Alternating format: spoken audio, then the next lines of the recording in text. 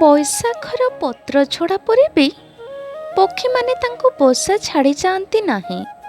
କାହିଁକି ନା ସେମାନେ ଜାଣିଛନ୍ତି ପୁଣି ଥରେ ବସନ୍ତ ଆସିବ ଏବଂ ଗଛରେ ନୂଆ ପତ୍ର ବି ଆସିବ। ଜୀବନ ବହୁତ ଛୋଟ। ଯିଏ ଆମ ସହିତ ଭଲ ବ୍ୟବହାର କରୁଛନ୍ତି ତାଙ୍କୁ ଧନ୍ୟବାଦ ଜଣାଅ, ଆଉ ଯିଏ ଆମ ସହିତ ଭଲ ବ୍ୟବହାର କରୁନାହାନ୍ତି ତାଙ୍କୁ ହସିକି କ୍ଷମା କରିଦିଅ। ଦୁନିଆ ଏକ ମାୟା ନଗରୀ। କେବେ କେଉଁଠି ପାଦ ଥାପିବା ପୂର୍ବରୁ ଗୋଟିଏ ଥର ଅବଶ୍ୟ ଶାନ୍ତ ମନରେ ଭାବି ନିଅନ୍ତୁ।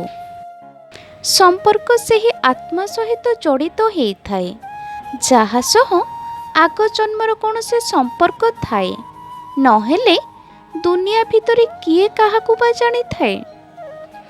ଯଦି ଆପଣ କୌଣସି ସମସ୍ୟା ସହ ସଂଘର୍ଷ କରୁଛନ୍ତି ତେବେ ଆପଣଙ୍କ ଚିନ୍ତାଧାରା ସମସ୍ୟା ବଦଳରେ ସମସ୍ୟାର ସମାଧାନ ଉପରେ କେନ୍ଦ୍ରିତ ହେବା ଉଚିତ। ଈଶ୍ୱର ସେତେବେଳେ ଖୁସି ହୋଇଥାନ୍ତି ଯେବେ ଦୁଃଖ ସମୟରେ ବି ମଣିଷ ତାଙ୍କ ଉପରେ ବିଶ୍ୱାସ ରଖୁଥାଏ। ଆଉ ବିଶ୍ୱାସ ରଖନ୍ତୁ, ଆପଣଙ୍କ ବିଶ୍ୱାସର ମୂଲ୍ୟ ସେ ସମୟ ଆସିଲେ ନିଶ୍ଚୟ ଦେବେ। ଯିଏ ଦିନେ ଔଷଧ ହୋଇ ଆସିଥାଏ ଦିନେ ସେ ହିଁ କ୍ଷତ ହୋଇ ଚାଲିଯାଏ। ଅଦ୍ଭୁତ ନା, ଆମେ ତାଙ୍କୁ କନ୍ଦେଇଥାଉ ଯିଏ ଆମର ଭଲ ଚିନ୍ତା କରନ୍ତି, ଯେପରି ବାପା, ମା ଏବଂ ସ୍ୱାମୀ କିମ୍ବା ସ୍ତ୍ରୀ। ଆମେ ତାଙ୍କ ପାଇଁ କାନ୍ଦିଥାଉ ଯିଏ ଆମ ପାଇଁ କିଛି ଚିନ୍ତା କରନ୍ତି ନାହିଁ, ଯେପରିକି ପ୍ରେମିକା, ପ୍ରେମିକ ଏବଂ ଖରାପ ସାଙ୍ଗ। ଶେଷରେ ଆମେ ତାଙ୍କ ପାଇଁ ଚିନ୍ତା କରୁ। ଆମେ ରହିଲେ କି ନ ରହିଲେ ଯାହାକୁ କିଛି ଫରକ ପଡ଼ିବ ନାହିଁ। ଯେମିତି ଏହି ଦୁନିଆ ଆଉ ଏହି ସମାଜ।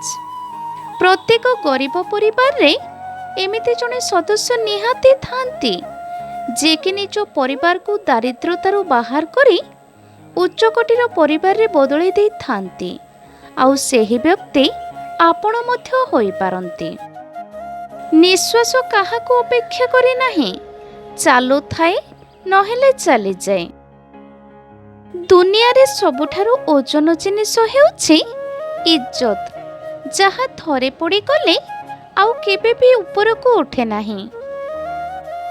ଆମେ ଯାହା ପାଇଁ ଯେତେ ଅଧିକ ଚିନ୍ତା କରିଥାନ୍ତି ସେହି ଲୋକ ହିଁ ଆମକୁ ବୁଝିପାରନ୍ତି ନାହିଁ।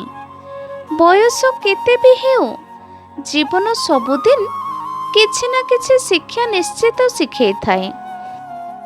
ଯେମିତି ଆଇନା କେବେ ମିଛ କୁହେ ନାହିଁ, ସବୁବେଳେ ବାସ୍ତବତାକୁ ହିଁ ଦେଖେଇଥାଏ, ସେମିତି ବିଶ୍ୱାସ ଆଉ ଭରସା ଆମ ଭଲ ପାଇବା ଭିତରେ ସାରା ଜୀବନ ରହିବା ଦରକାର। ସମ୍ପର୍କ ଆଉ ଟଙ୍କାର ଇଜ୍ଜତ ସମାନ ଭାବରେ କର, କାରଣ ଏହି ଦୁଇଟି ଜିନିଷ କମେଇବା ବହୁତ କଷ୍ଟ, ହେଲେ ହରେଇବା ବହୁତ ସହଜ। ଏହି ଭିଡ଼ିଓଟି ଯଦି ଆପଣମାନଙ୍କୁ ଭଲ ଲାଗିଥାଏ ତାହେଲେ ମୋ ଭିଡ଼ିଓଟିକୁ ଲାଇକ୍, ସେୟାର, କମେଣ୍ଟ କରି ମୋ ଚ୍ୟାନେଲଟିକୁ ସବସ୍କ୍ରାଇବ୍ କରିଦିଅନ୍ତୁ।